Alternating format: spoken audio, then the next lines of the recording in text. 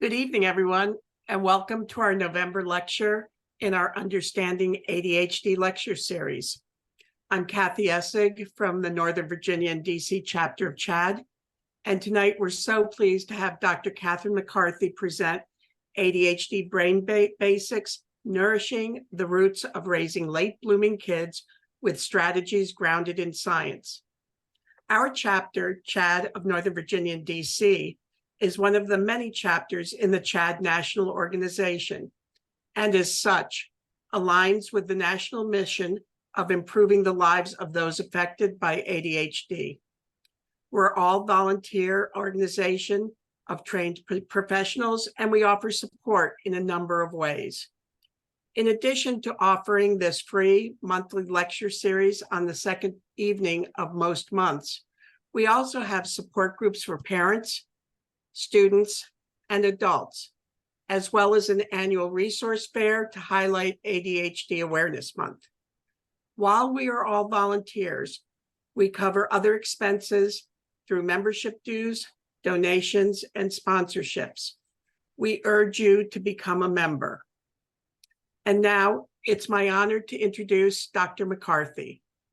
Dr. McCarthy is a board-certified child, adolescent, and adult psychiatrist who's been in private practice in McLean, Virginia for the last 22 years. Her practice focuses on children and adolescents, many of whom are diagnosed with ADHD. Along with being the lifeline for many children in the DMV, Dr. McCarthy recently co-authored a book titled Raising a Kid Who Can: Simple Strategies to Build a Lifetime of Adaptability and Emotional Strength. In addition to this book, Dr. McCarthy is a national speaker on television and a keynote speaker for many conferences. She's been named a top doctor in Washingtonian Magazine for 15 years and was selected the top doctor, an honor that does not generally go to a psychiatrist. While working with a client today whom I know also sees Dr. McCarthy, I asked, what would you say about her if you were introducing her this evening? And he said, although she's really popular with Virginia families and really busy, when you're meeting with her, you know that all she's thinking about is you. That's what makes her special. So I say, out of the mouths of babes, Dr. McCarthy.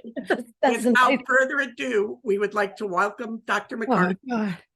Oh my gosh, I'm taken aback by that. Thank you so much. Makes me remember what I was doing. Can you hear me okay? I've been talking too much today. Just can you hear me, Kathy? Yes, absolutely. Okay. And if I'm not, just tell me I'm not.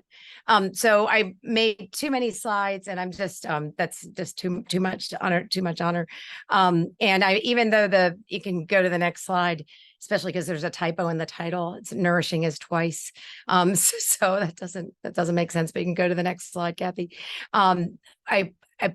Even though we, put this book together at the beginning of the pandemic, it took about 3 years. I'm not going to be just speaking to the book, but I've got some of the stuff in it because so much has of what I've learned and what I've felt important in my contributions to the book has actually come from times where I've had the privilege of speaking at CHAD, and especially back in 2020, right in the height of the pandemic, to this exact group. And so some of the things as I was looking at that lecture would be right there in the book. And so I consider the privilege of speaking here and the honor in wanting to do my best to get the accurate information to parents. Part of the reason I did it in the first place. You can certainly go to the next slide. I recently with that got thanks to the people who introduced me, the leaders of Northern Virginia CHAD, got to go to the resource fair and even get a table last minute, which, always doing things last minute, which is kind of funny because of the executive functioning topics. But I got the privilege of getting to have this huge poster that was super embarrassing, but get to hide behind Dr. Stixrud, who was his keynote speaker and avidly taking notes. I hope that's recorded somewhere. And Melanie Marin, who just won re-election for being the one of the Fairfax County School Board representatives, and is a huge champion for students with ADHD. And she even missed a bunch of soccer games of her own kid to come to that resource fair and bring a lot of people from Fairfax County. So to get to meet people like that and come at the last minute and have a great lecture. So this book, even though I'm not going to speak to the book, but I do think not because it is my book or our book, but it's you can go just, you have to, these are too fancy, Kathy, you have to move through, just press this next slide thing a couple times to get that. That's perfect. We got to this book because we wanted to be able to put all of our lenses. I'm a child psychiatrist, as Kathy Essig introduced me, having the medical neuroscience piece. Heather Tedesco is a parent behaviorist and psychologist, and knows an awful lot about and helping manage behaviors, including ADHD, the behavioral component. And certainly Jennifer Weaver has an incredible therapy practice and looks at things through the child lens. But we, at the beginning of the pandemic, and this really, a lot of this came from even that talk that I had the privilege of giving in this exact lecture series back in 2020, wanting to give what we originally called as a parenting, pandemic parenting playbook. Everything that we had from our three lenses with a lot of overlap, but a lot of things learned from each other, wouldn't normally, think of or say in that way. If we could help parents in the most, simple, straight talk, most important things. If you were stuck with us in an elevator or stuck with us in, I don't know why I say elevator, that seems creepy, but stuck in our offices for a couple hours for parents, what would we say are the most important things in raising kids in the modern world? But then it ended up taking a couple years and more than a pandemic. And you can go to the next slide, but with it, I think especially, next slide, that's good. That's great. It's consolidating, especially in raising kids with, with ADHD, and especially now where there's so many struggles, especially with the medicine piece, which I'll touch on in the so-called shortage, to keep things really simple. There's this book in medical school that was sort of my, wanting to make this book look like, called Anatomy, Clinical Neuroanatomy Made Ridiculously Simple. And if you memorize that book, which is all cartoons, it's very similar to this, you actually can pass anatomy and neuroanatomy. But if you delve further and look at your real textbook, you can do very well. It gives you a context, like a Rick Steves travel guide. And although parenting is far from ridiculously simple, to keep things simple in such a complicated world, especially when everything is so much harder in raising kids with ADHD, so glorious on levels, but exhausting for families. So with that, keeping in mind, you can go to the next slide, that, with it, just back up on that little graph there, it's with ADHD, and I'll speak to this briefly, even though everybody here in this audience knows just from even looking at the names, it means that we're looking at kids who are developmentally not as grown up in their brain, which means that in parenting books, you have to be super kind to yourself as a parent, in that it may look like great advice for, typically raising teenagers, but when you have a teenager who's still acting like a 9-year-old, a lot of these things are really frustrating. So part of the point of that book was to make really clear that it not shaming, not making it feel like one-upping. Oh, you messed up with that, so it's not going to work out. But keeping it ridiculously simple in a really complicated world.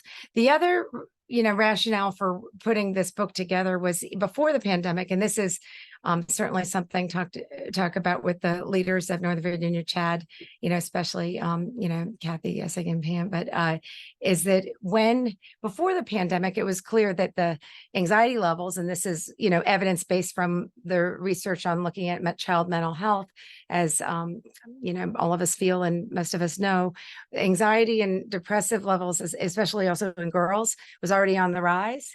And pandemic, opened the floodgates of a lot of challenges. And we thought we were writing to the pandemic, but looking back at all of our lectures before it, we were titling things like Age of Anxiety. It's the Age of Anxiety, Age of Anxiety. And in looking up every single citation of every single line of this book, because I have the good fear of failure thing going, found that the Age of Anxiety really came from something in the Victorian era, from a literary work, and that every age is called itself the Age of Anxiety. And even certainly before that time in references. And that we aren't, just alone in that realm. But what started to notice after the first decade of being in practice for 27 years is that so many kids were not able to manage at college well before the pandemic, and needing to, as Kathy Esig has used the term rebounders, coming back to grow up some, and especially certainly kids who have ADHD. And it's this quiet, tough time that so many parents have and don't put a sticker on the back of the car, and you don't necessarily have community to talk about it with because you don't want to embarrass your child.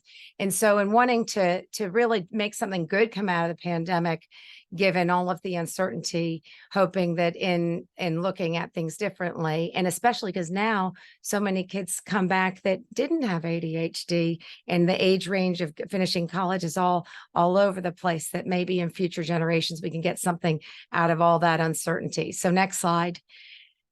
The knowledge that all of us are wired for anxiety and we're wired for survival. And certainly that's something I've lectured to this group about. And you've heard many people, including Dr. Stickford and people who are experts in the teenage brain, talk about how we are wired to be anxious from the get-go, and to feel anxiety and to feel fear and to avoid anything like that that's unpleasant, that could kill us.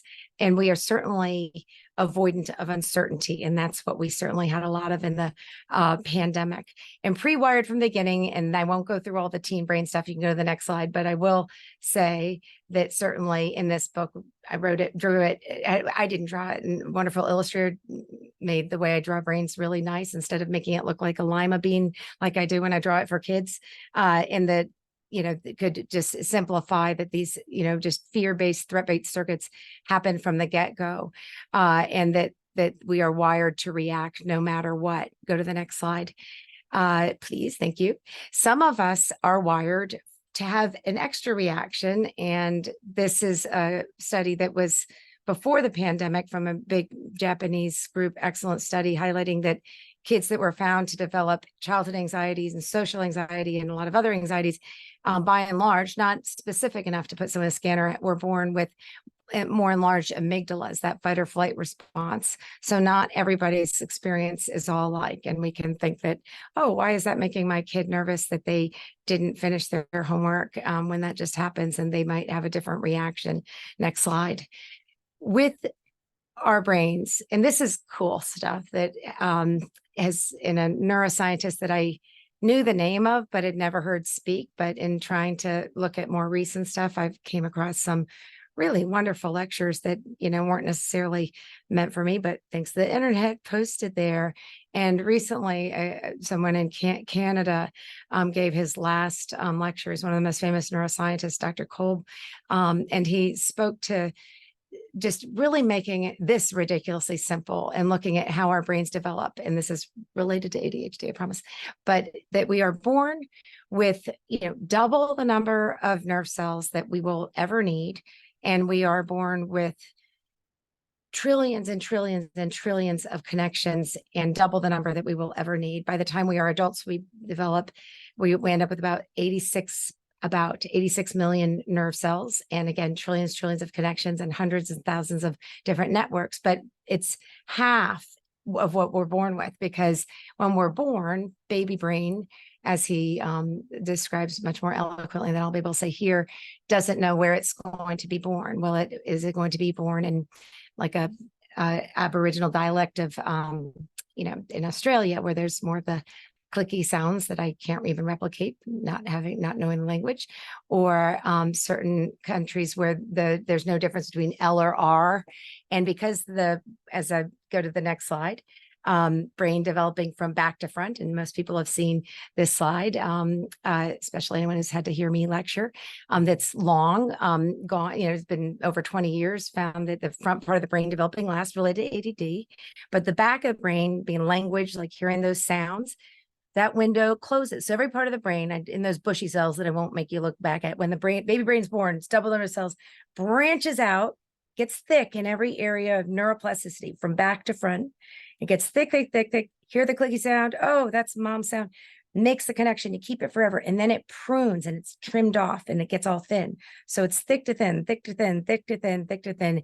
And that's the neuroplasticity. So it's molding, shaping, but thinning for what it doesn't need, because it takes a lot of calories to run a brain. It takes a lot. When I learned from a just incredible chess player in my practice that actually burns calories a lot. The high level chess burns a lot of calories brain wise because of the concentration.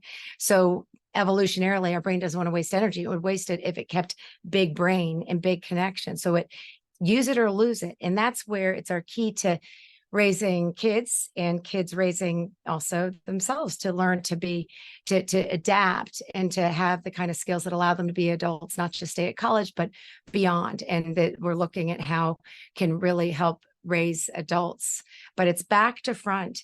Also, fun fact that I don't usually say in lectures because I don't usually remember, but it's coming to me right now that incredible neuroscientist described is that from the first part of the brain to first thicken and thin and get all pruned is the occipital, the vision parts of the brain.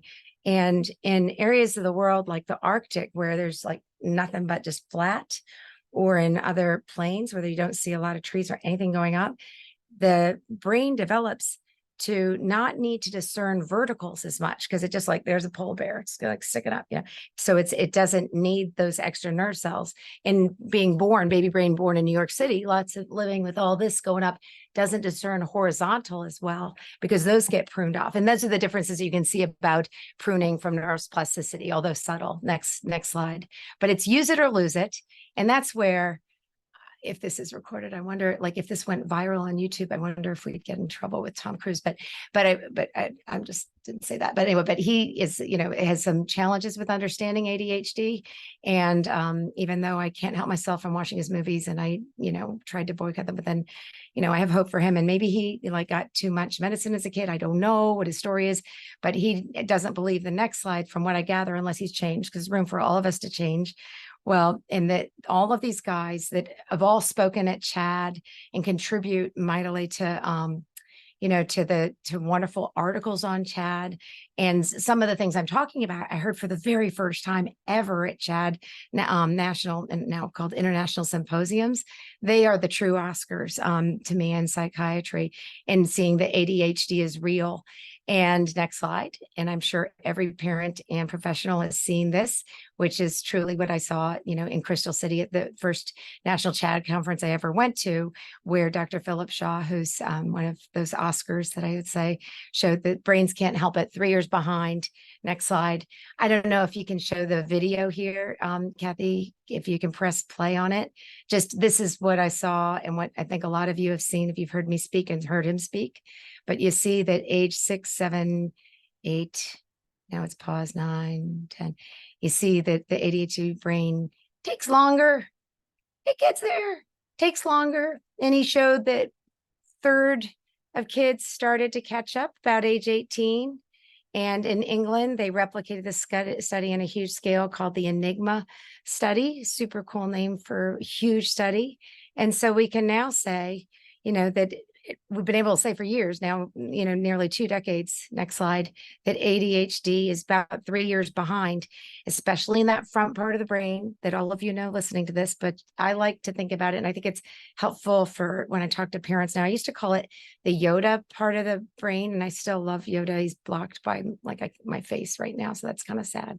But just in the pandemic, I'm always a little late to TV, but I saw Ted Lasso late, which was great because then I could watch it all at once and not be in suspense, although I haven't seen the last season and I just was getting too anxious about Nate.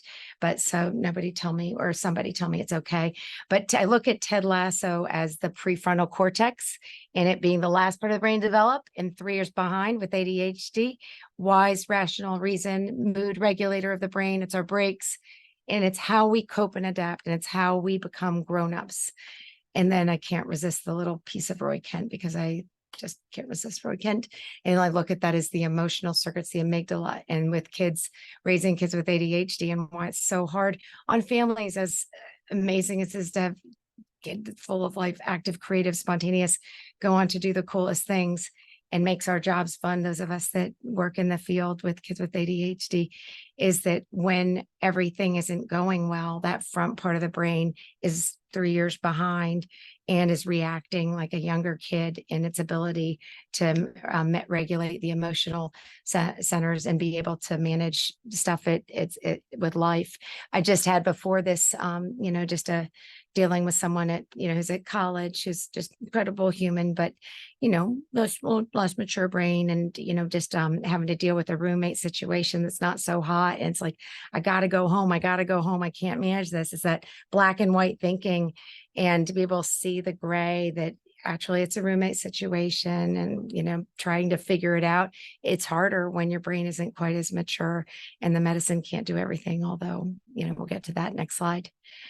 So with kids with ADHD, you can go to the next slide, Kathy, if it can move. The other, in that example of the college student, is that when we are stressed out, and this was replicated even on a bigger scale. This woman at Yale, Dr. Arnston, is someone to look up. She's got awesome videos that I think are very good at describing this. This is taken from one of her videos, the one about reflective versus reflexive part of the brain, and why that when any of us are stressed, like really stressed, really upset, and those emotional circuits further down that happen from birth and are there from the beginning. And that she's the one that showed that projection from that circuit goes up to the front part of the brain and shuts it down, and makes every human experience what it's like to have ADHD when we're in high stress situations. So it's why when we are emotional, we are not our best selves, and not our best to be negotiating something, working something out. And that being able to step back or wait till the next day is really key. But it gives you, just if you think about the times when you're just really upset, gotta fix it, need the answer right now, and you can't delay gratification, you gotta have it now. That's what it feels like for kids with ADHD a lot of the time, when they're upset and they can't get unstuck. And we have much more mature brains, but we all get a taste of it that way. Next slide. This is just the link to where all of her stuff is. She's very giving with all of her information. Next slide. I have always, and certainly I think it was one of the lectures that I gave with Northern Virginia Chat, or I think actually you gave me the opportunity of, like, someone volunteered me through you. I think maybe it was Kathy, to speak at the National Chat Conference, which was, I felt like my prefrontal cortex was shutting down in Chicago because I was so nervous, coming right after Dr. Thomas Brown. That was terrifying. But I look at it like the boss of the brain, like it's a part of our brain that manages everything. And that's where in the book I do like the illustrations, so I put it there. Next slide. In teaching kids, it's not like, okay, they're just 3 years behind, and what are we going to do about that? We'll just wait. And teaching all kids about how to be able to have a higher level awareness about what their brain's doing, what's happening, how their thoughts can set it off, how a situation, just like I was, talking to the college student about how you're going into the black and white thinking, even though the feelings there, sometimes our feelings are, useful. Sometimes they're just feelings. And that's, certainly something we talk about in the book. We talk about like hiccups. That's the kind of therapy that all of you who are mental health professionals in this audience know is what we call cognitive, meaning thoughts, behavioral therapy. But on PET scans now, you can see that it lights up, doing that kind of thinking, lights up the front part of the brain, and it's use it or lose it. And I like to think of, next slide, that when you have ADHD, because it takes 3 more years, that we got more time to mold and shape that brain like those trees. That's very fancy. I don't know how Kathy did that, but I didn't know the slides did that. That's very cool. I did that, but must have done it by accident. I don't know how I did that. But anyway, I didn't press the button, but it just happened.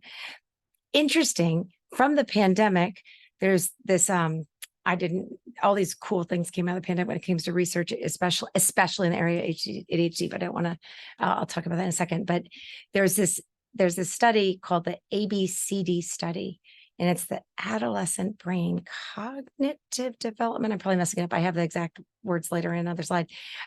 Study, and it's been going on it's an NIH huge study going on well before the pandemic, looking at MRIs of little kids going all the way through life, whatever they're doing, are they, when they're in school, what kind of stresses they have, if someone's having depressive symptoms, if someone has life stressors, trauma, screens, activity levels, and looking at MRIs on a yearly basis. So when the pandemic happened, they got this group of all these brains growing up, and then there's a pandemic, and they could watch the kind of things. What were the things that helped people most in the pandemic, and what was predictive of more positive outcomes, since all of us who have been in the field, and certainly any probably human in the country, knows that there's been a continued child mental health crisis, although argue that it started well before this, but just exacerbated by the pandemic.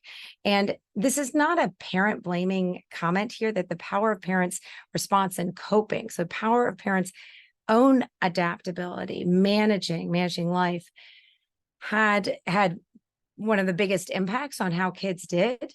I had an attending meaning a boss, but it's a fancy, doctors use like terms that are just weird to make us sound special, but in residency, attending means your boss, the doctor in the hospital. And so our chair had was very clear to us, very clear. And it was one of the nicest humans around, who's not around anymore, but he was a huge champion of the research of ADHD. But he'd said, when I had my first kid, he goes, it's like, Kathy, you will see now that you just never can blame parents. It's hard. It's going to be the best job. It's the hardest job, especially when they're teenagers.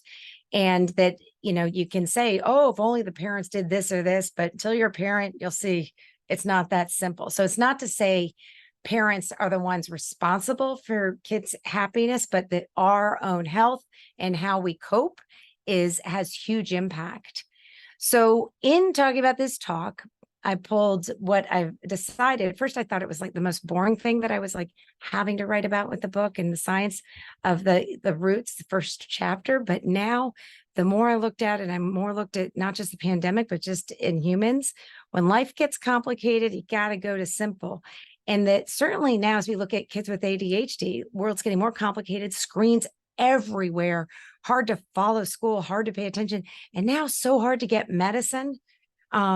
I keep on trying every day to be super positive and not to be all whiny about this, but this whole so-called stimulant shortage, that I say so-called shortage because I don't believe it's really a shortage, although it's hard to prove, just making it harder for kids with ADHD. And it's harder for parents to spend hours and hours tracking down medicine. This one dad I have is such a phenome in competency, company, lawyer, all this stuff. Said he logged 18 hours in the past week trying to get his child just regular attention medicine, just regular, not even fancy stuff. So in nurturing the roots, mean doing the basics to grow the best brain, because when you have brain with ADHD, everything counts. And so when you don't have medicine the way you need it, or you don't have enough sleep, or you don't have nutrition, you got to have the other dominoes up. Next slide. With this, it's always helpful. And the 3 R's, what we call recreation, rest, routine, just because it's alliteration. I like alliteration because it makes me remember things more. And certainly that's the way it was in that medical school book. Next slide. It sounds obvious, but with neuroplasticity and with that ABCD study, we now know not just the parents coping, but the things that could really make a difference.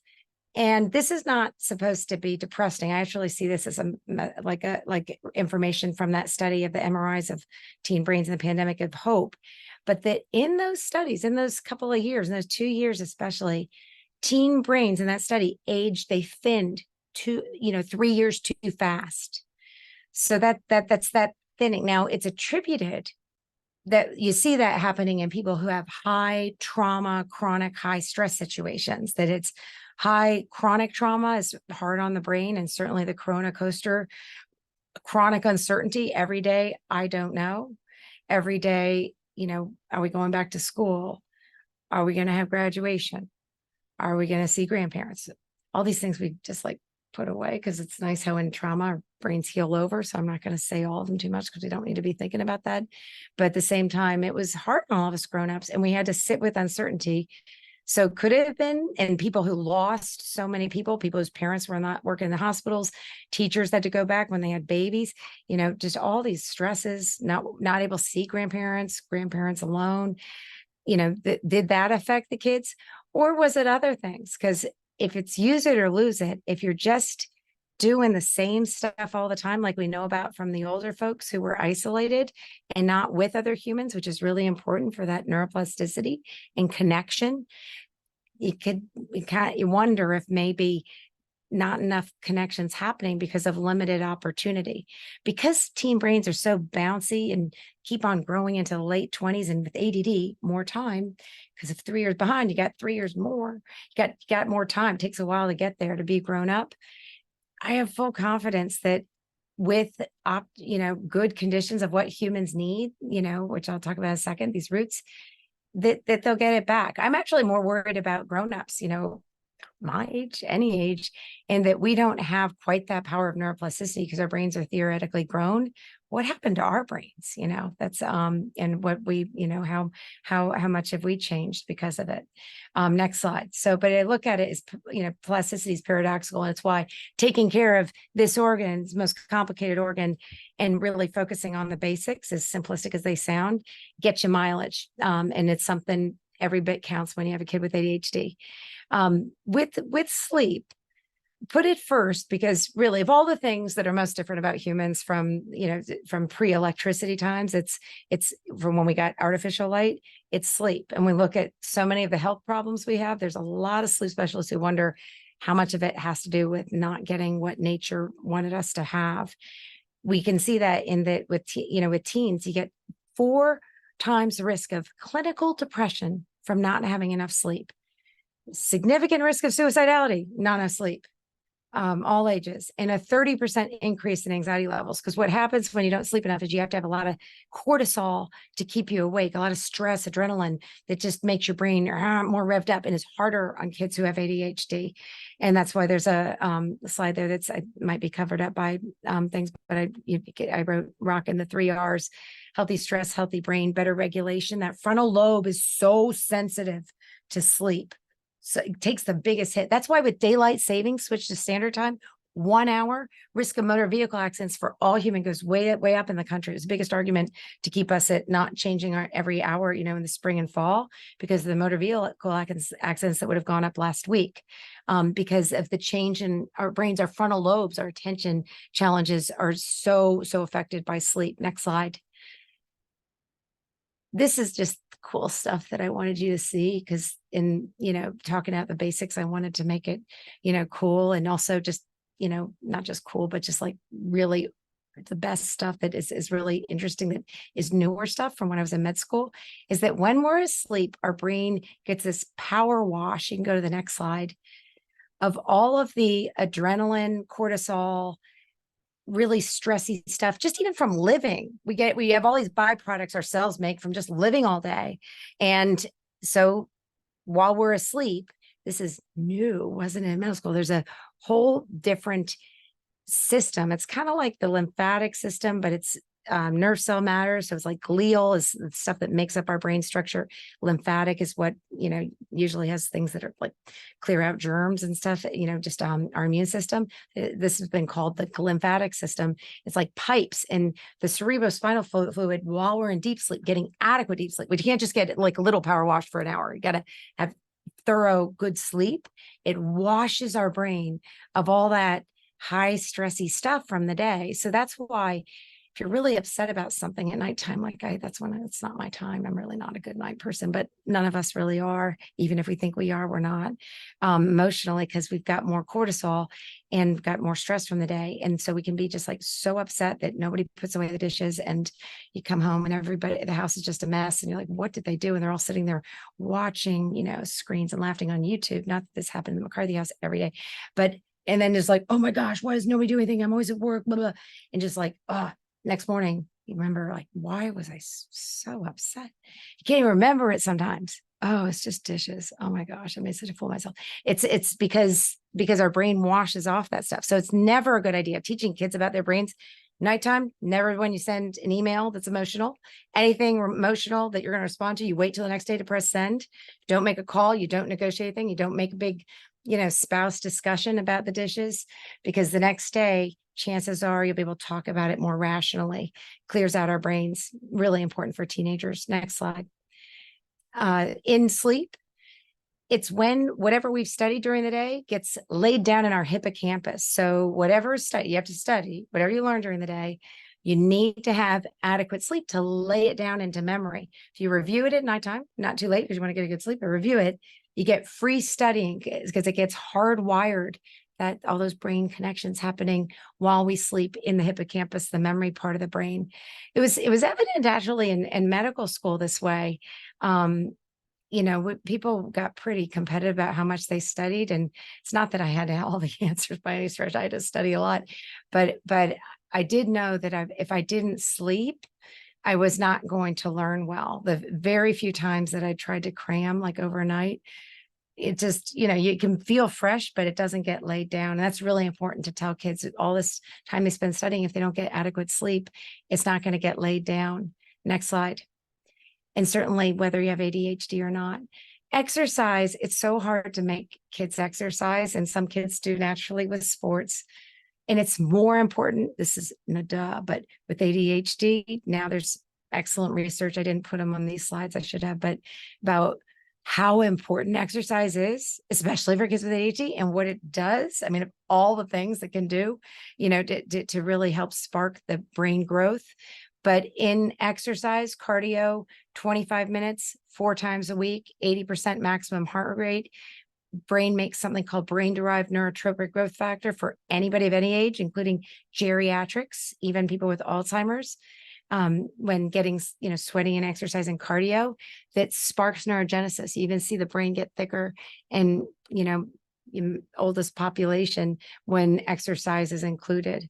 And it's tricky. It's tricky when your kids are so tired, they're so exhausted. Okay, I'm going to go make them exercise, and just, screens always are relaxing because it's easy candy of dopamine to focus, but it makes just a huge difference for everybody of any age. Next slide. This sounds like such a cop out, but the last chapter of the book is looking at the digital age. I could have made a whole book or stuff, and I have got volumes should anybody be interested of just my concern, but yet the challenge of this digital age, and certainly in routine. If I have time, I'll touch on it, but I'm blocking my clock, so I don't know that I will, but maybe I will. I'm doing okay. Next slide. But that's just in looking at the power of a routine. And certainly in the book, we allude to, we have every line is cited about why having structure, routine, not in a rigid, just military way, but just how important routine is for that frontal lobe. And that's where, the work of the people who lead this conference and the executive function, brainiac gurus, is good for everybody. It's critical. The evidence about it is so strong, but I know you have lectures about that, so I'm not going to try to talk about something where I'm not an expert like everybody else is.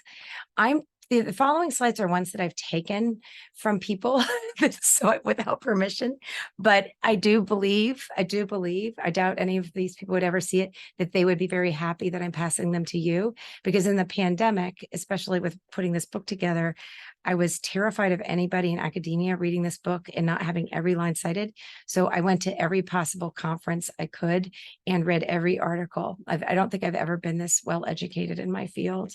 This is the peak. It's all down here, from here. No, but this is where I got some of them. APSART is the ADHD professionals.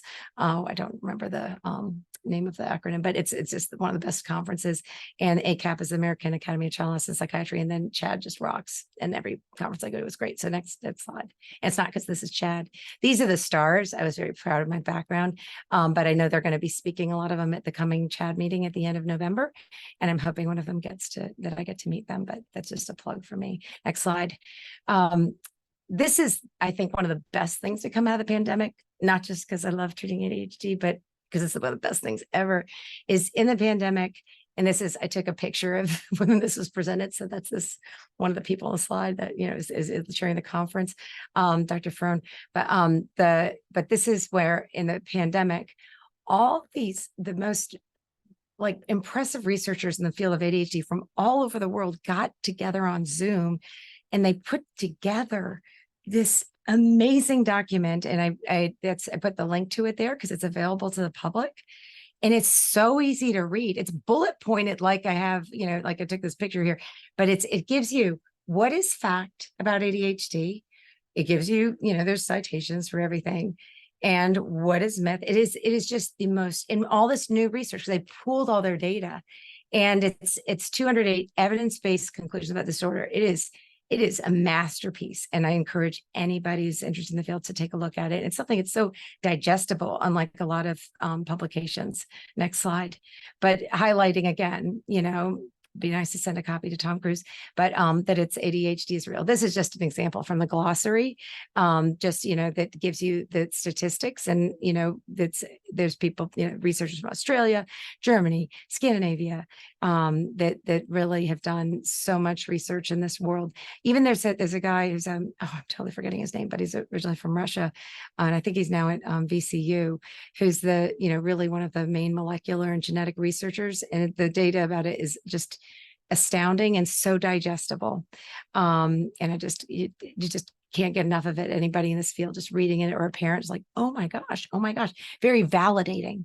There's one of the genetics guys showed that there's over 350,000 different genetic variations, what are called SNPs, in ADHD. I mean, that's huge variability, in the frontal lobe, and it's not just one gene. So we're not going to have a one gene test, although some stand out a little bit more related to dopamine. Next slide. But that's just a gold mine.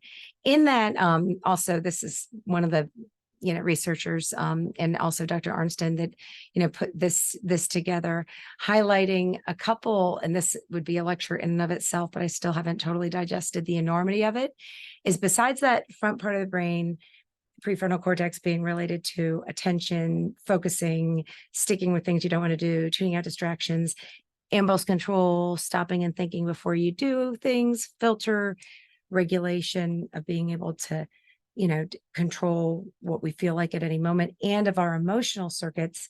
There's other circuits that became in this consensus that the frontal lobe regulates.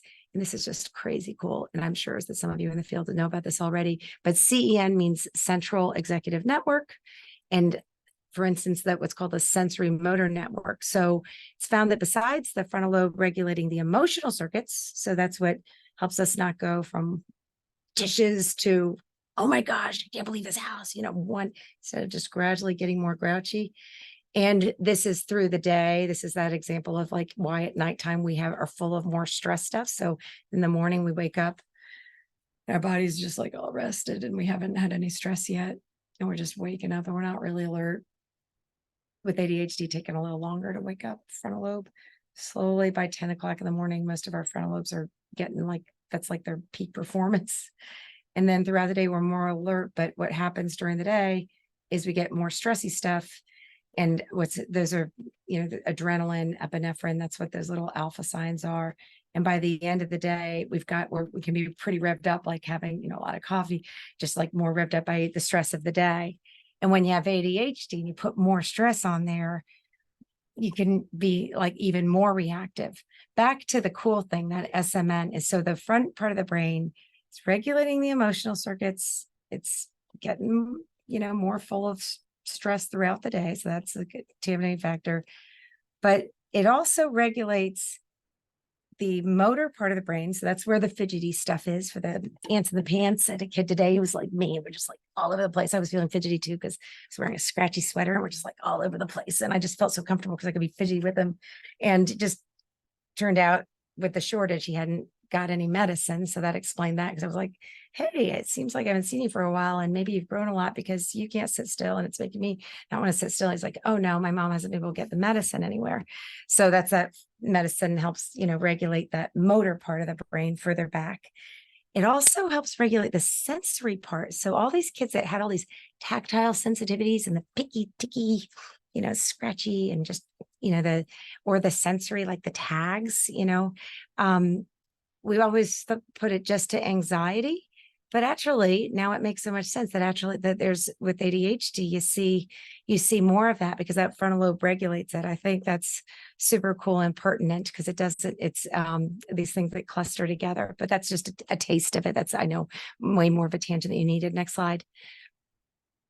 There's some other new things that came out of the pandemic, and I would love to talk about these because they're super cool. And I like one in particular, even though I don't know, I want the company to know it because I don't want them just knocking my door all the time. Although I really believe in them. They're a lot of the researchers, the gurus in ADHD research put this together and did the research. But one of them is viloxazine Qelbree, a new non-stimulant. And it's the only non-stimulant as opposed to intuitive guanfacine or clonidine or Strattera that I don't think works so well for so many people, and not just me, but now people say it out loud and the evidence supports it. But the Qelbree is the only non-stimulant to ever show efficacy for attention, not just hyperactivity and impulsivity. The other ones, like Antunev or Clonidine, they work for hyperactivity and impulsivity alone, but they need to usually have a stimulant with them to work for attention. And the Qelbree, the viloxazine, it came from an older antidepressant from the UK that these amazing researchers plucked because of some of that consensus data, I believe, where they started to see that actually it might be serotonin a little more involved. And they did studies on a medicine that existed already. They weren't just trying to get something to work, and found that it actually worked for attention. And now it's approved in adults. And again, I would not normally put in any positive thing for any medicine. I'm very skeptical of pharma, especially now with this shortage stuff. I'm super, like I said, grouchy about it a lot, but it's been a gift to have this medicine, not for everybody, but it's something, especially now with the stimulant problem, that is just, I'm so grateful for. Another one is another medicine that's like Focalin, dexmethylphenidate is Focalin. And this is like the Vyvanse of Focalin. So that Vyvanse is a long-acting Adderall that's released like this. And this medicine that I still haven't decided how I'm going to pronounce it, because these are all made up words. Qelbree even is missing a U. But Adzaris is maybe what I'm calling it today. Got a lot. It's hard to spell if you don't have a drop-down menu, but it's a long-acting Focalin. And because it's a little esoteric and more expensive, although there's coupons, it's one just little hint for the pandemic. It's, if you're, just might be something to think about. But those are two new medicines that actually are useful. Next slide. I'm going to skip these mostly, but this highlights that the Qelbree, viloxazine treats attention, not just hyperactivity. You can go to the next slide. Next slide. Next slide. Yeah, and it works for adults, and that it affects serotonin, but that's a very complicated. Next slide. It's dizzying to look at. But because it affects serotonin, it's a quick segue into. I just want to make sure I'm not going to run out of time. I don't think I'm running out of time. That into serotonin really being related to depression. This is where I'm going on a tangent on purpose, because I'm telling you the things that when I look at the research in the past few years of the pandemic, since it's all related to ADHD, since with ADHD, comorbidity is the rule, depression, anxiety, going with ADHD, more often than not. It's important to know about these things. And these, if I look at what are the top things, these are, none of this stuff is in the book, that are, because it's newer, that are important to know as parents and as professionals. Next slide. They're the pearls in the more recent research.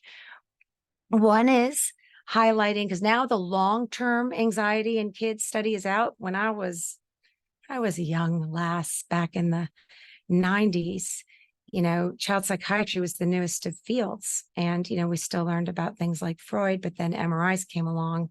But the studies about anxiety were new, because the medicines, also were brand new back in the 90s, and some of them didn't even exist. So now we have 20-year-long outcome studies of kids who were diagnosed with anxiety when they were young, treated with medicine, treated with therapy, treated with nothing, treated with combination, onset and of that in depression, and found that anxiety really starts early and it gets big early. And whereas depression is something that happens more in the puberty time. And so that's really important. And that the next slide, I don't know that I put in the next slide because I can't remember my slides. Oh, it is in the next slide. It's not. This is a different thing, but keep it there. But it's that with anxiety, when not to be afraid of anxiety, because we all are anxious, and I think the mental health profession can sometimes do a disservice by making parents afraid of anxiety, because that's also talked about in the book, and as all of you who are professionals and parents, so well-educated, Chad, know, is that if we are afraid of anxiety, that's that parent coping, then our kids are going to be more anxious. So it's learning to be able to tolerate it and manage it.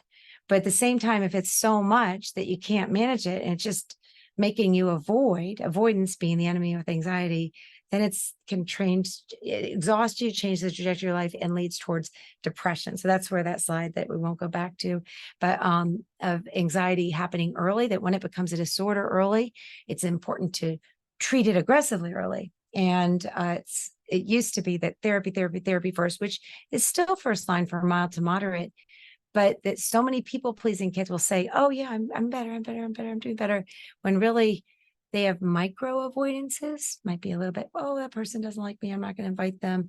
Little social anxiety, especially with ADD, because life's harder and you're sometimes behind and just don't know what people are talking about. So you avoid. And the chronic accrual, just like ADD, with the chronic accrual with ADD, it's lifelong when untreated. It's or years long, these school years of feeling like you're a step behind, like messing up, slower, and it leads to depression because your brain gets tired and it affects self-esteem. Same as for anxiety. So it used to be therapy, medicine only if it's really needed. Now, bit of a jiu-jitsu is that when therapy's not enough, is to treat aggressively if it's clinical and to do something about the anxiety. That's a big 180.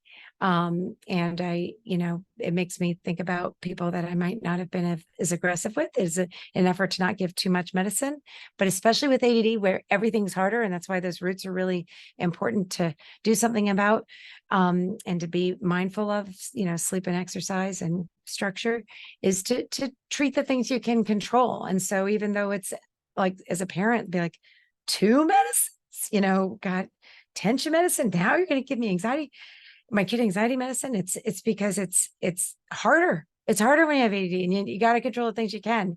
And kids with ADD, if they don't have an evolved frontal lobe as much in the moment, like, yeah, I got my tools. But in the moment when they're upset, they're not going to be like, well, let me just get my tools, no, it's just like, no, those dishes need to be done. Someone needs to do them and just get so upset they can't use it. And they start to feel like therapy failures because they can't access it. So that's just why, wanted to throw the anxiety slide in there, is that treating anxiety is important for ADHD. And now doctors, psychiatrists, because of this more recent long-term research, being more aggressive early on if it's not getting better and not just letting kids like, oh, I'm fine.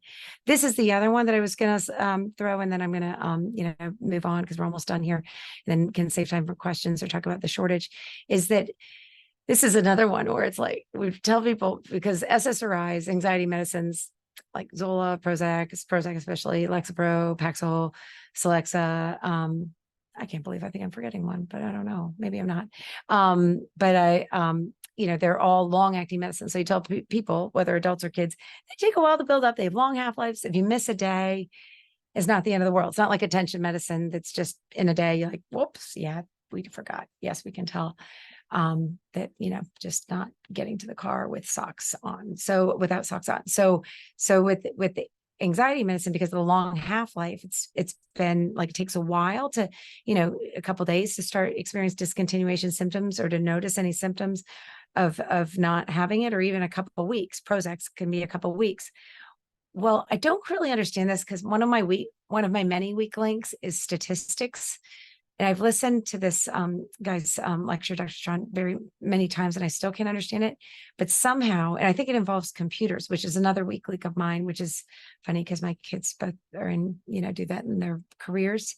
And they said they wouldn't explain it to me because they said it would be too hard.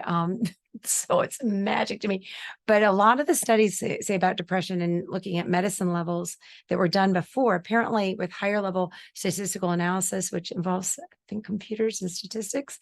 I could be making this sound like I know what I'm talking about, but I really don't. But they went back and they looked at it more intensively and more specifically with their models, and they were able to see variability that if someone misses a dose, so this is escitalopram, which is generic for Lexapro, missing a dose, you can see those days where it just dips down.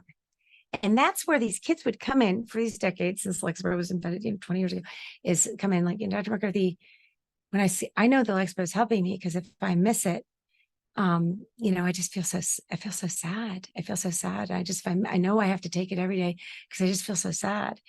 And in my head, I'm thinking, oh, well, that's the placebo effect of it. Because sometimes, we're all suggestible. In my head, you don't say that, but just say, oh, well, it's just everybody's different, but sometimes, but in some people can be sensitive, but generally speaking, missing it, isn't going to be a big make or break because it lasts so long. So I kind of wonder what was going on that day. So you might look at the situational aspect of it. Well, it turns out they were right. And that missing a day, and I just say this, and that everything counts when a kid has ADD. And so it's not just missing a day of a stimulant, but sometimes I've been like, oh, I missed a day of the Lexapro, whatever. Everything counts. And so if you have those dips, that's going to count. That's another way of like dysregulated frontal lobe. So that's where, just eating words here. Next slide. This is just, there's many other factors. We're going to skip this. This is way too complicated for this talk. And it, this is Zoloft, actually, same kind of thing. Is it, depending on how someone metabolizes it, you just see up and downs even throughout the day with their like incredible statistical analysis. Whereas before it was like this. So it's, just means that every day matters. Next slide. Also with one of the longer term studies, highlighting that alcohol use in teenagers, even just, even binge drinking, that sounds horrible. I just said that, but it's true. But just what is generally normalized in teen and college world really has a big impact on treatment response. Has to do likely when it comes to what alcohol does to a brain, not just that it's a depressant. So when looking at like, why is something not working? Could be because they're doing things that other teenagers, not that it's good for the brain, might be doing that really mean the medicine isn't going to work. So it's something really important to educate, kids about. Next slide.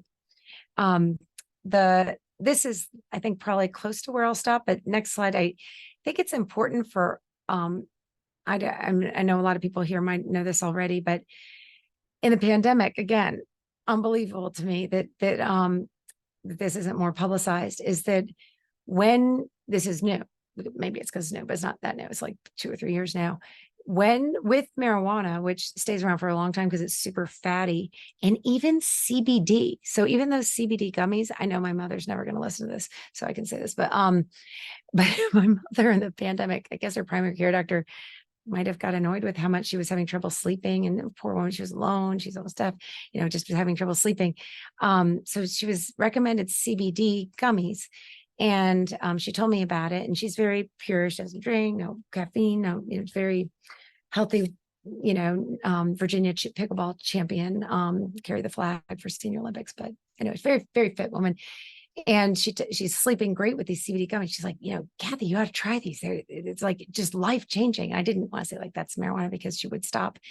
But I later found in this research stuff that CBD gummies, because I'm thrilled that she's sleeping, and she's like, when people are 80, but in developed brains, but it affected her. She takes, Lexapro, so escitalopram, in that it blocks, just like cannabis, marijuana does, it blocks the enzymes that break down a lot of the SSRIs and some of the attention medicines. So just taking gummies, which could be placebo for most people, but certainly cannabis, which is highly potent, can cause toxic levels of meds. It seems like it should be known pretty widely given how normalized it is and how accessible it is. It's easier to get marijuana for 7th graders than it is for me to get Vyvanse for my daughter, but I'll just go on. Next slide. It's just so accessible with what's in the vape shops. It's all, there's really important things about decriminalization, but having accessibility to 13, 14-year-olds and having fentanyl pop up on my facts today from contaminated vapes in kids' drug screens is pretty darn concerning. This highlights the how cannabis, CBD and CBD both affect the levels of sertraline, Zoloft, and Lexapro. So you can see that there's no CBD, that where the levels are, and what happens when someone's having it. It blocks the liver's ability to break down. So kind of important to know, especially since Lexapro, if you carry a cardiac risk factor that's pretty rare, but it's called a prolonged QTC. If you certain medicines will increase it, even some allergy medicines, but if you are having CBD that's going to block the metabolism and get toxic Lexapro, or even just higher Lexapro doses and haven't had an EKG, takes Lexapro above 30 milligrams, even 20, you're supposed to get an EKG, anybody. But if someone's using cannabis and might have elevated levels and carry this very rare, but not super rare, but pretty darn rare, cardiac difference, can cause sudden death. So that seems, again, that's why checking for cannabis and screening with drug screens might, really is becoming more important. And that's why I have stuff on my fax machine. Drug screens come through fax because of privacy stuff. Next slide. I think there's a next slide, hopefully. so we don't end on that. This just highlights all the many interactions of SSRIs, psych meds have with marijuana. So when medicines aren't working, and just with the normalization and so many kids having access to it in the vapes, it's unbelievable. And all of us think it won't be our kid, but it's so available. When kids are not responding to their treatment, really important to ask, is there other things that are blocking those receptors? And that's just so sad that has become the norm. But before the stimulant shortage, that was the biggest challenge of my day. Next slide. So what comes next? Not very much in my slideshow, but next slide. Oh, I just put this to just like have a break from me talking for a second. I just like Charlie Brown. Next slide. And I think there's a blank one, which makes me anxious. Next slide. So how can we help? In the book, we have some really good chapters on, accepting anxiety, tolerating difficult feelings, and really good tips for that, whether kids have ADHD or not. Because what has been found, just going to the next slide, from that pandemic study, is that parents can do so much. Now, we can't make our kids do homework. We can't make our kids go to sleep when we want to. We can't, get them to exercise necessarily. This is just my life. I'm talking about the McCarthy children. We can't get them off screens, except when we try to throw the Xbox off the balcony, but that was not a good parent moment. But all these things are things we can at least not just put to the side and just like, oh, well, and at least making more of an effort for, because now we have MRI evidence about what happened in that NIH study thus far. Next slide. And the things that made the big difference, have to do with what helped with, executive functioning, frontal lobe stuff. Next slide. And that humans who have more, ability to manage executive functions, more adaptive to life stresses. And that's where going to that future age of raising real grownups is really the bigger picture, rather than just getting into college and grades.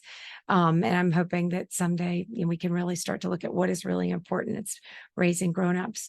So with that study, besides the parents' ability to cope, a parent's own anxiety, a parent's management, how parents how they see us managing our own stress, whether dishes not getting done or other, that has huge bearing on that development, of the brain and on kids' well-being and adaptability. The physical activity, especially being outside, being huge. Some kids actually exercised more in the pandemic than they would before, because that was the only way they could do things other than be with their parents, is to get outside, kind of like playing kick the can back in my age, because there was nothing to do inside. You want to get out. Consistent sleep times, huge bearing. And the passive screen time being the big bugaboo. The worry about those brains developing differently in the pandemic is, was it major stress? No, people can't prove it yet. And we'll see what they have from the longer term data. I really wonder about the screen stuff. And I think it's time for us all to, instead of just saying, oh, well, it's a digital age, to really look at that pruning that's happening in the brain, and how do we manage that, especially our kids who have ADHD, where there's nothing like it. It gives dopamine that way. So we have it really hard if we're raising a kid with ADHD to get them away from screens. It is so hard. Next slide. Next slide, let's skip this stuff. The digital piece, just going to highlight on a couple things, because it's, just to be able to get kids outside when, you're working or you have other things to do. You can't entertain them. And if you leave them outside, what are they going to do? If they are used to being bored, always going to a screen. The next slide, there's a guy across the river who says this better than anybody, Dr. Clifford Sussman, and his webpage is in the booklet. But if you just look up Cliff Sussman, and he talks about low dopamine activities versus high dopamine activities, and screens being the highest dopamine activities, because any of us with a screen, just think about reading at nighttime. Would you rather read your book? If you're training your brain, you got neuroplasticity is used to that. Okay, you're into your book. But otherwise, all of us started doom scrolling, looking at, just stuff, watching Ted Lasso.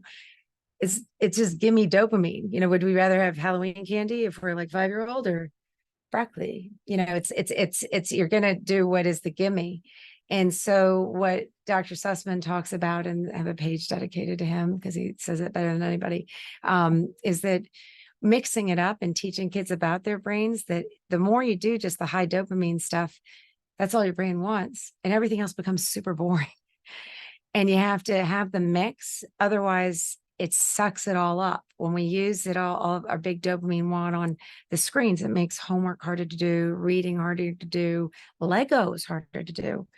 But getting a phone is usually the end of reading for a lot of kids, reading for fun if they ever did. And crafts and certainly Legos. Next slide. I'm bored. And we have it harder with ADHD. The smartphones, girls, screens, all of you have heard about that. We are wired to compare. It's our primate heritage to do what's called self-referencing, immediately compare. And the data about that is strong. There's a lot of debate.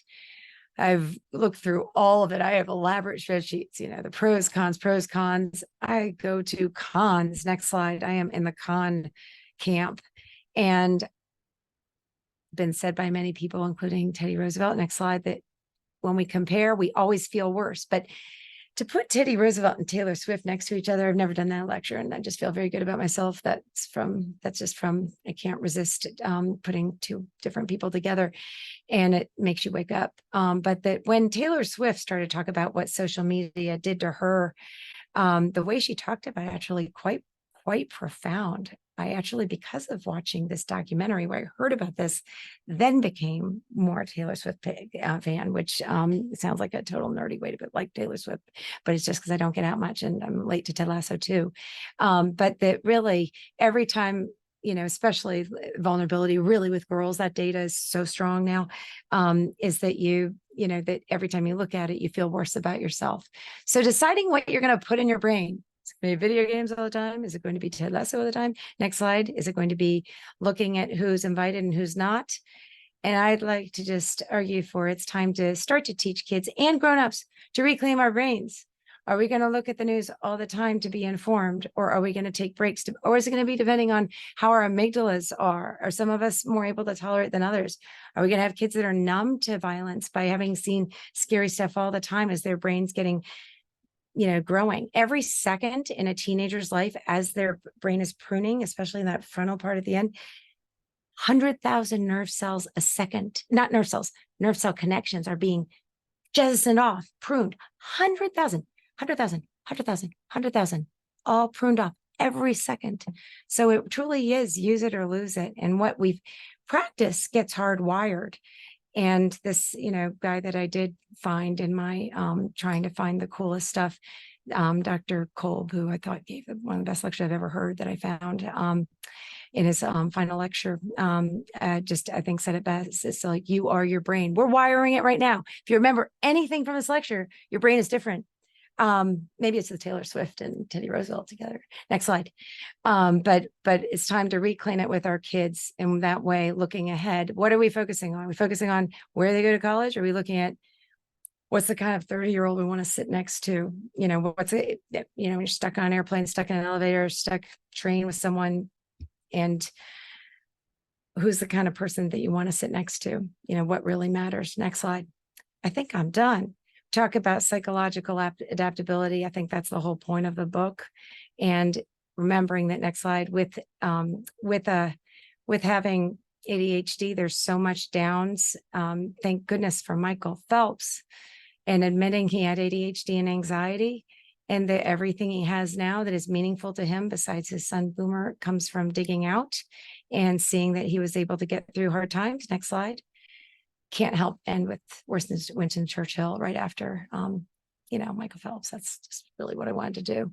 But teaching kids that we can get through, and given that we all, if we thought could we get through a pandemic? Think about where you were 5 years ago in your life, and then thinking about getting through the pandemic the way you did. Would you have thought it possible? It's because you were adaptable. We're all adaptable. We did our best. And we got stuff from it, and now we're moving on, and let's not go back to where we were with that anxiety stuff. I'm going to stop there. I have no idea what time it is because I blocked out my phone. It's always interesting lecturing to avoid. Thank you, Dr. McCarthy. I am going to look at the chat to see what questions are now. Okay. Okay. I don't see any. That's good. There, Chad board members, are there questions that I'm missing? Or does anybody have a question? If you do, put it into the chat now and we will ask Dr. McCarthy. Otherwise, they risk me just continuing talking. Terry, I think there's just so much information. People are trying to get caught up. They're like, No, it's oh, fine. It's fine. It's fine. I can handle anything. Information After being overload. on Good Morning America, nothing frees. That's like, I'm done with life. It's, yeah. it's terrifying. People usually do take a few minutes to formulate some questions, and then they'll be popping them into No, it's the fine. into No, the box. I got a lot. I got a lot to say about the shortage, but it's okay. That was amazing. I want to say Okay. that I might have spaced out for a moment or there, but you really caught my attention with the information about pot smoking and antidepressants, Yeah. because that I think is probably a huge issue. So Mhm. Terry, we have some questions now, and one is about that. Kathy, the first question is, are there studies on the relationship between CBD, THC, and the absorption of stimulants similar to the depression meds? Great question. So the like, you know, the Adderall family of medicines also is broken down by the liver enzymes. So is the Ritalin one. Those in particular, the enzymes that are the enzymes that things that break down bulk of psych meds, not all, like lithium's kidney, gabapentin is kidney. It's pretty easy on board exams because there's very few in the kidney. But I mean, there's some clearance by the kidney, of course, but mostly it's liver. And so this family of enzymes as a fancy name and letters, cytochrome P450, and there's different ones that are, you know, break down different psych meds, and some meds are broken down by several. And so cannabis primarily, you know, the research is with the SSRIs, but because there is some overlap with how stimulants are broken down, that is my concern. The studies haven't been done with it. I've looked all over because I'm like super concerned about that. And it's not, you know, big flashing news. I asked the same question, you know, on the chat when I heard that lecture. But I didn't, you know, get to have it fully answered by the researchers. I think they would say it needs to be explored more. That's usually it. But because there is some overlap, my concern is that one, anything that goes in the brain messes with the brain. So the fact that I don't have this slide, I didn't have time to put it in, but of marijuana now, I know you've known this, anybody watching the news knows it's so potent. It's so much more potent and so much more messy and contaminated and tainted. Even if you get it from a dispenser, you just don't know unless someone grew in their backyard. But even so, it's more potent and people are using it more, that it hits all over the brain. So it's going to hit the same places and compete. You know, just like anytime you have more than one medicine, you got to be with a doctor who knows the interactions. And so it's going to compete, it's going to block it. You know, kills nerve cells, it hits the hippocampus, takes away IQ points over time. So it's going to block things. But because stimulants can have a black box warning for also sudden cardiac death, very, very rare, not a reason, the safest medicines, I lose no sleep about them whatsoever. But it's why you get a good cardiac history, make sure someone doesn't have a history of fainting or genetic history of people dying at a young age, get an EKG if there's concern.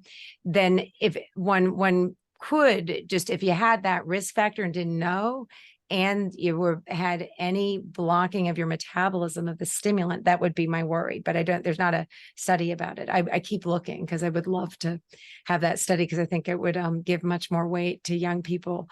At the same time, you know, you see, just like with the SSRIs, you see, especially I see in stimulants, if kids are using marijuana, because they are taking away their motivation, because they use up a lot of dopamine that way, they lose motivation with marijuana. So they don't, everything's meh, you know, whatever. That's well known, of course, that it lowers motivation and drive and takes dopamine.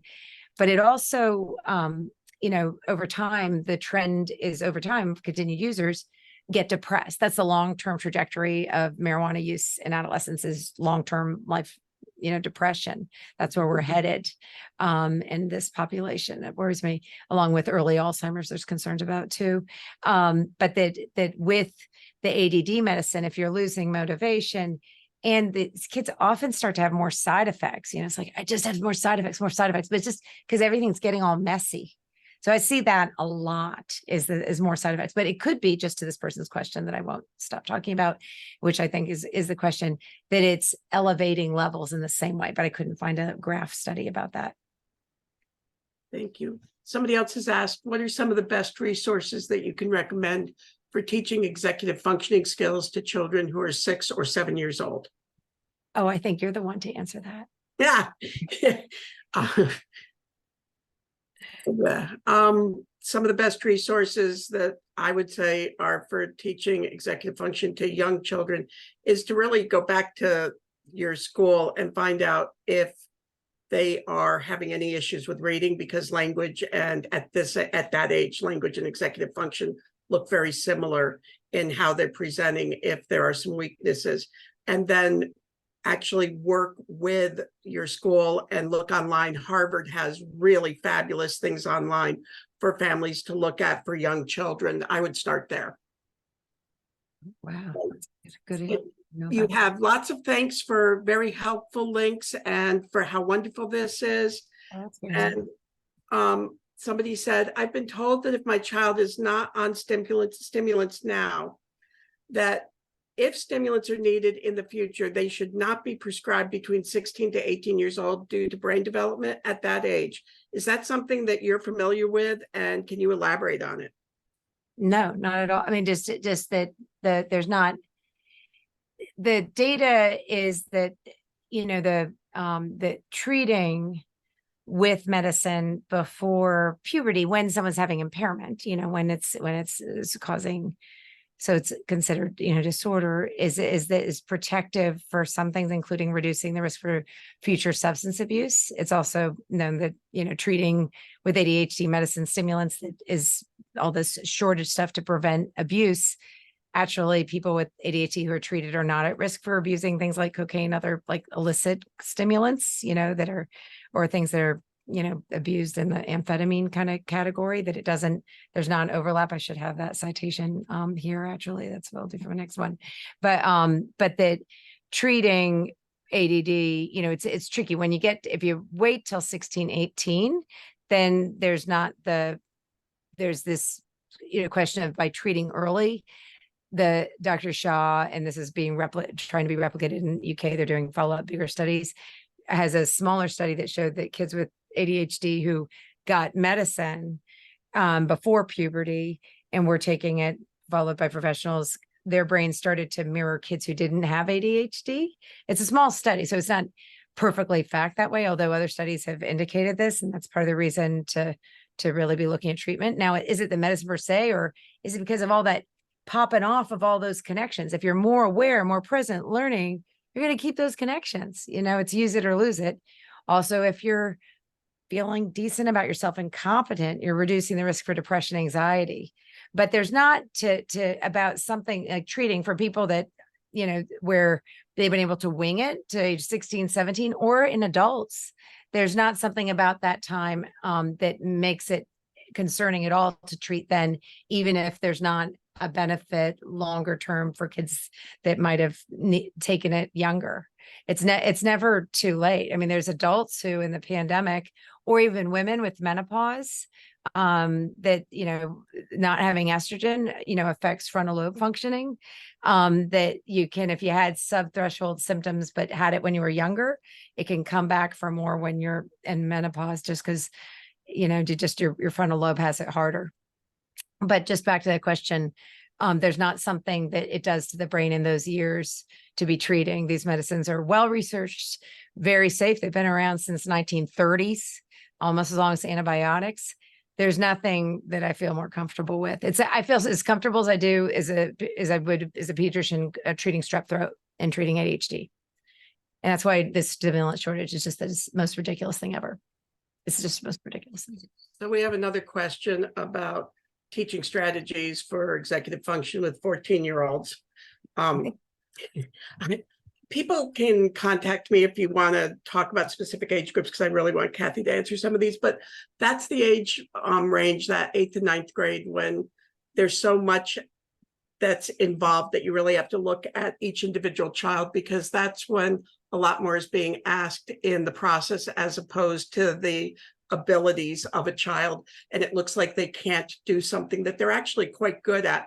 They missed the direction, or they missed the planning, or they missed some aspect of executive function that really the level of class they're in might be outstripping their maturation. So it really is child to child. As you get older, younger, it's a lot about routines, and is it language, is it executive function, and holding routines. But when you get older, it becomes very, very personalized. So anybody that has there are several of us who could answer those questions. But if you contact me through chat, I do all of the answering of the emails. I can put you in touch with somebody who can answer all of those questions for you on executive function. The next question, Kathy, was, does drinking caffeine impact how effective meds are for individuals with ADHD? Oh, I will not forget that one. I'm just going to just piggyback to yours real quick though. But why, what you've said, very pertinent to, taking advantage of neuroplasticity for a brain that's adapting, is that with those years, just like the medicine piece, like what is it that makes taking medicine and being more present allows some brains to seemingly catch up? If you are, being, as well treated as you can, for attention, and then being able to access and practice executive function. It's not that we just like wait till the brain's grown up. It's like, oh, okay, you'll figure it out later. It's really recognizing that they're hand in hand. It allows, just like you would talk about anxiety, if you, say someone really just panic, they take medicine to help not have that level of misery so that they can utilize what they're learning in therapy, to see like how raising their hand, okay, I did it. I didn't barf like in Pitch Perfect. I'm okay. It's like over and over, you're learning behaviorally, your brain is learning and rewiring. And that's where having the executive function training, but being accessible to it, nobody has say this per se, but it's use it or lose it. If you practice it, you're going to get to keep it. So, okay, Jack, to the caffeine piece. Caffeine hits, and I don't have this like memorized like I used to, but it hits the methylxanthine is the chemical name for caffeine, and it hits the alertness, part of the brain, which is related to frontal lobe functioning, but doesn't affect dopamine that way. Now it raises our adrenaline levels, and then that very complicated thing that talked about from morning to night, how we get more what's called catecholamines. So it's that catecholamines are dopamine, they're organic chemistry compounds. Epinephrine, meaning adrenaline, and then something called norepinephrine. They're the being more alert. So you get that just like more edge. So you get more alert and more aware, but not as focused. But caffeine improves performance. Like, if you look at someone taking an SAT with and without it who can tolerate caffeine, it can be a little leg up, and certainly was the way I got through medical school. But with medicine, it can, since they're stimulants, they can cause, heart rate to go up. So sometimes it can cause people to have palpitations. So you don't just put it together like that, gas and fire. Some people can tolerate, especially in this darn shortage thing. If they are having trouble with alertness, just like, and someone is, just has daytime sleepiness, it can be a helpful little adjunct. I'm not a proponent of giving it to kids, instead of medicine, but right now, given the challenges, I have to say, I feel like it's when I used to do some funky stuff in developing countries where, just doing what you can. So if I can't get short acting in the afternoon, I'll add kids like, okay, it's time to be Euro and have tea, because they're just so exhausted. And so at least helps with alertness, with the wear off. Some people can tolerate it in lower dosages, but generally speaking, it can be too much for a kid, and you just don't want their heart going that fast, because they compound each other. It's like having a lot more adrenaline. So I don't say, and especially with those energy drinks, those can cause massive palpitations and scary stuff. So someone shared that Tom Brown's new book is on executive function. It's called A New Understanding ADHD in Children and Adults, and everything he does is fabulous. Oh, good. Will you send that to me afterwards? Yes. Okay. Great. Anything else? Anybody else? It's good. We're good. We're almost ending on time. Can I say one thing about the shortage thing? Yes, please. So last night, because I thought I wouldn't have enough to talk about, I just was like, well, I can talk about this shortage things forever, but I will be, because I'm going to create like a video, and I'm going to make this my mission to have people speaking up about this. In doing so, besides trying to put together all the articles and what's going on the past year, since this has been almost the year anniversary to the date, and all starting after this opioid settlement went down, and there's all this stuff behind the scenes that we can't see. I have stuff on my website that a student helped put together.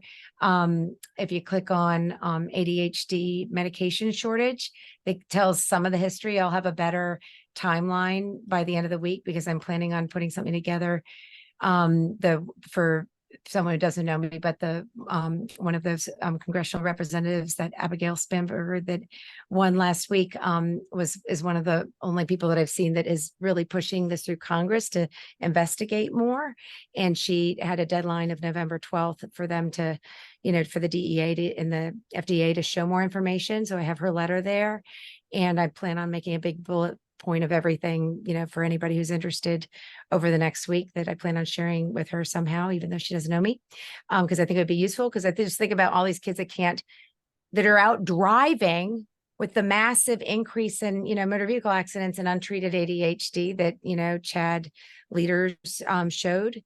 And there's a couple of things on CHAD's website, national website, that I think would be really important for families to have if you're having trouble. There's an incredible template to write congressmen and all these great links, so that we can all just hammer away that this is really hurting families who already had it hard to begin with. And some of the responses when people talk about on the news how to manage it, they say, well, just get more accommodations at school, and, might need more of an aid. It's like, it's hard enough to get a 504. Yeah. Oh yeah. We'll just get some more accommodations, have someone sit on them. It's just too hard on families. It already was hard. And now that they have to spend hours and hours finding it. So there's great resources in CHAD. There's also this great letter I was talking before. We started lecture wise with the hosts that Dr. Hallowell wrote, one of the leaders in the field of ADHD, wrote Driven Distraction. And it's a June letter. I'll put that on my website by the end of the week.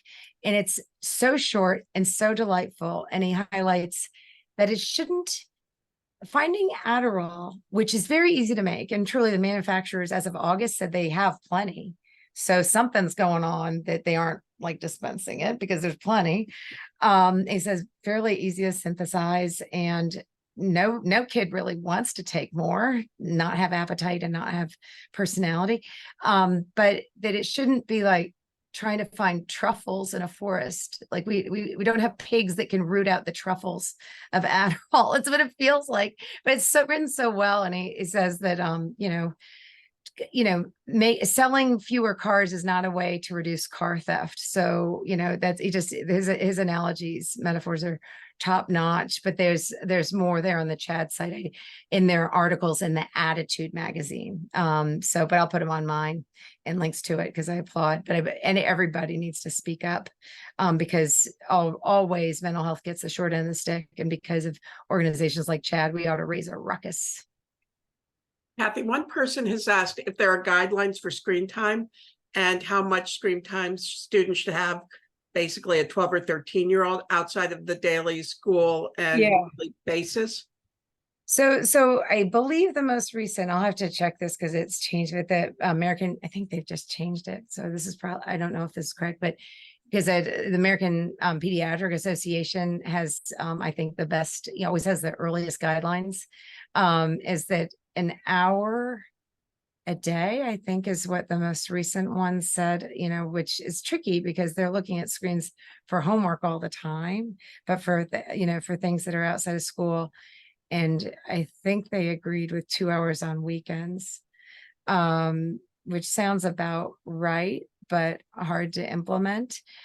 Bottom line is, anytime you do it, you don't want to do something else. And so if it's causing fuss and not fun, then it's, I mean, I just, other countries are getting rid of this stuff during the school week. It's so hard though, because it's the way a lot of kids will play games, you know, so it's so, they look forward to it, but it's getting the grunt work done so you can have fun, because you don't want to use your dopamine wad on screens first. Just like I can't write a Chad lecture and have watched Ted Lasso right before. It's like not going to happen, you know, so. That is our time for tonight. Dr. McCarthy, thank you so much. As always, everything you tell us is so important and so wonderful. You're getting thousands of thank yous right now, and we really appreciate you joining us. Yeah. Thank you so much. Thank you, everybody. We will see you again soon. Have a good evening. Okay, thank you.